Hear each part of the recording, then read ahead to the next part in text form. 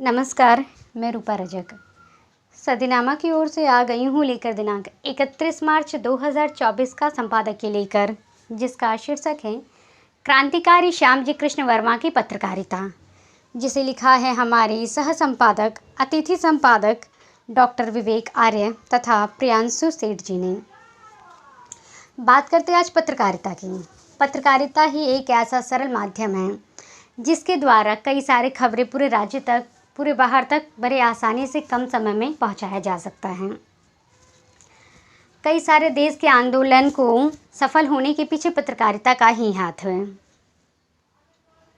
बात करते श्याम जी अपने विचारों व वार्तालापों को यूरोप व विशेषकर भारत के अधिक से अधिक क्रांतिकारियों तक पहुंचाने के लिए उन्होंने जनवरी सन 1905 में इंडियन सोशियोलॉजिस्ट नामक पत्र का प्रकाशन प्रारंभ किया, जिसके माध्यम से उनकी बातें पूरे जनता तक पहुँची। और जानते हैं इस संबंध में आगे क्या कहते हैं हमारे संपादक महोदय। 30 मार्च पुण्यतिथि। हाल में फिल्म वीर सावरकर आई है, जिसमें श्याम जी का किरदार भी है। यह कौन जानता था कि 4 अक्टूबर 1857 को कच्छ रियासत के मांडवी ग्राम के संभाली भंसाली परिवार में जन्मे श्याम जी कृष्ण वर्मा 1857 के संग्राम के बाद की पहले से ऐसे क्रांतिकारी बनेंगे। क्रांतिकारी जो बाद की पीढ़ी के लिए प्रेरणा के स्रोत तो होंगे ही, साथ ही विदेशों में रहकर वहां अपने संस्कृत पांडित्य के ज्ञान को अंग्रेजी भाषा के माध्यम से प्रस्फुटित कर वहां की जनता में अपना प्रभाव बढ़ाते हुए भारत में कार्यरत क्रांतिकारियों के लिए उच्च कोटि के आदर्श सिद्ध होंगे। सन 1875 की 10 अप्रैल को उनकी भेंट समाज सुधार व वेदों आदि के ज्ञाता स्वामी दयानंद सरस्वती से हुई, जिनसे मिलकर वे बहुत प्रभावित हुए और उनके प्रेरणा काफ़ी मिली, उनसे प्रेरणा अर्जित की। श्याम जी अपने विचारों व वार्तालापों को यूरोप व विशेषकर भारत के अधिक से अधिक क्रांतिकारियों तक पहुंचाने के लिए जनवरी सन 1905 में इंडियन सोशियोलॉजिस्ट नामक पत्र का प्रकाशन प्रारंभ किया, जिसकी प्रतियां किसी भी प्रकार भारत भी भेजी जाती थी तथा उन्हें बड़े ही चाव से पढ़ाया जाता था। इस पत्रिका के मुख्य पृष्ठ पर लिखा रहता था कि यह स्वतंत्र और राजनीतिक, सामाजिक व धार्मिक सुधार का मुख्य पत्र है। इस पत्र की व्यापक रूप से धूम मची तथा प्रशंसा हुई।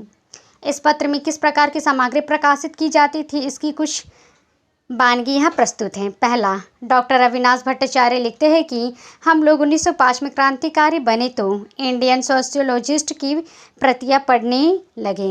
इन निबंधों के रूप में निरंकुश शासन के विरुद्ध लिखा था और मार्गदर्शन दिया गया था कि इससे निपटने का एकमात्र उपाय है पैसिव रेजिस्टेंट यानी निष्क्रिय प्रतिरोध। 1905 की दिसंबर वाली प्रतिया में समानांतर सरकार की स्थापना के पक्ष में भी तर्क दिया गया था। 1899 के लगभग दक्षिण अफ्रीका में ट्रांसवेल लोकतंत्र के जोहान्सबर्ग के पास एक सोने की खान का पता लगा। तब ब्रिटेन के व्यापारियों ने इसे हड़पने के प्रयास में सहायता के लिए ब्रिटिश सरकार को भी उकसाया। इनके कुटिल प्रयासों को निष्फल करते हुए ट्रांसवेल के शासक सेनापति कूनर ने अंग्रेजों के विरुद्ध लड़ाई की घोषणा कर दी तथा उनकी जीत होने लगी। तभी नाटाल में रहकर गांधी जी बैरिस्टरी कर रहे थे। वे लोकप्रिय भी थे। उन्होंने एक स्वयंसेवी सेना का गठन किया व अंग्रेजों का युद्ध में साथ दिया।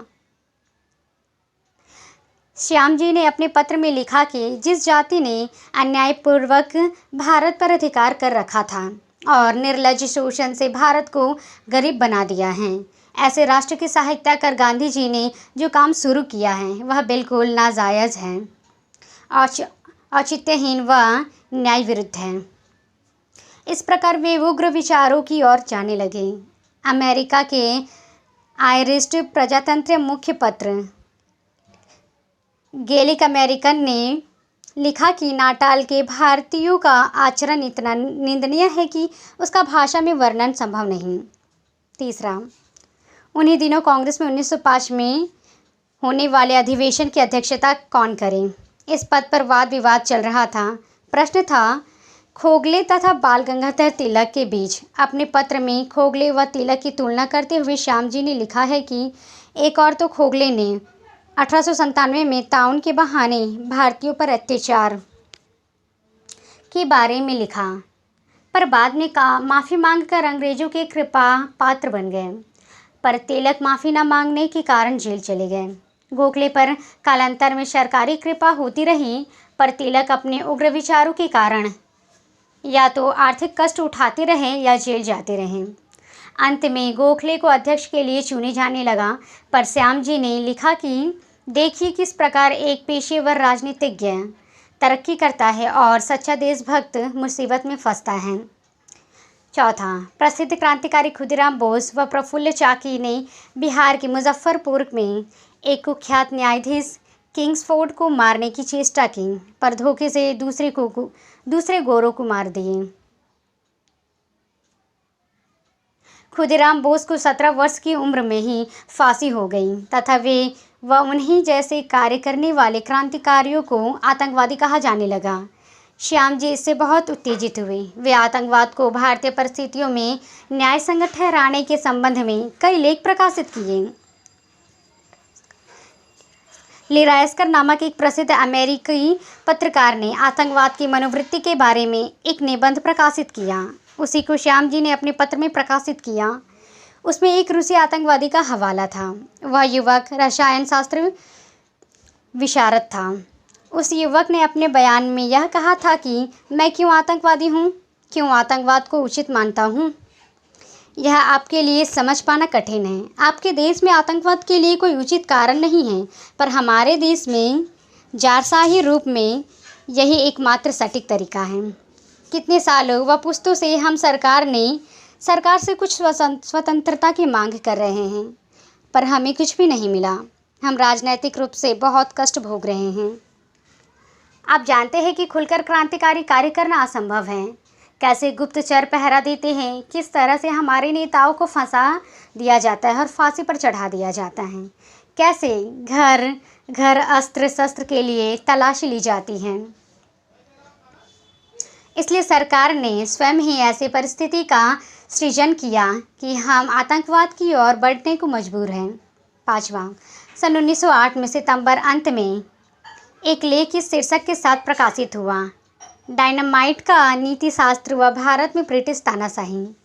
इसमें श्यामा जी ने कहा कि यदि ब्रिटिश सरकार, ब्रिटिश शासक व उसके बूढ़े सैनिक भारतीय स्वतंत्रता व राष्ट्रीय सम्मान को जबरदस्ती हरण करके करोड़ों लोगों को 150 वर्षों से मृत्यु के द्वार पर पहुंचा दे, तो क्या देश के लोग नीति शास्त्र के अनुसार आत्मरक्षा के लिए शत्रु के आक्रमण को रोकने के लिए कोई रास्ता अख्तियार न करें? क्या यह उनका एकमात्र कर्तव्य नहीं है? इसी प्रकार उन्होंने आयरलैंड व रूस के क्रांतिकारियों के उदाहरण देकर बहुत से लेख व वक्तव्य प्रकाशित कर भारतीय क्रांतिकारियों के लिए मार्गदर्शन व प्रेरणा देने का कार्य किया। इस प्रकार बहुमुखी प्रतिभा के धनी श्याम जी एक तरफ से तो संस्कृति के विद्वान थे और दूसरा समाज सुधारक थे। तीसरे, उनके द्वारा भारत की सभ्यता व संस्कृति का ज्ञान फैल रहा था तथा सर्वोपरि व क्रांतिकारी विचारों के थे। भारत में 1857 के बाद इस प्रथम मनीषी चिंतक व क्रांतिकारी का सारा जीवन ही राष्ट्र की सेवा में अर्पित रहा तथा इनके कार्यकलापों से न जाने कितने क्रांतिकारियों ने प्रेरणा लेकर अपना सर्वस्व मातृभूमि की बलिवेदी पर न्यौछावर कर दिया। तो ये था दोस्तों हमारा आज का संपादकीय। कल फिर लौटेंगे एक नए विषय, एक नए संपादकीय के साथ। तब तक के लिए